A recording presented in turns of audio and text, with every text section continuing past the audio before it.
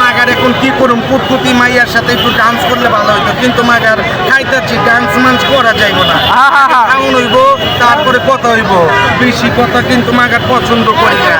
যাকা মজা পাইলাম না, আপনারা যেভাবে ধরছেন আমি একটু পরে একটু কইলাম ঠান্ডা খাওয়াইতে পারি, মানে যে কয়জন আমি সামর্থ্য অনুযায়ী খাওয়াইতে পারবো। আমি আসে না, উনি দোকানে আছে, নেক্সট টাইম আসে দোকানের থেকে নিয়ে আসবো। যদি মনে করেন আসতেই হবে, আজকে আসছি আর একদিন আসবো। দেখা করছেন? না করি না, যাবো।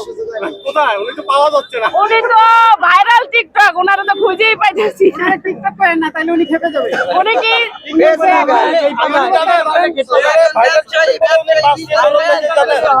আমি তো ওনারা চিনিই না, আজকে আসছি দেখবো।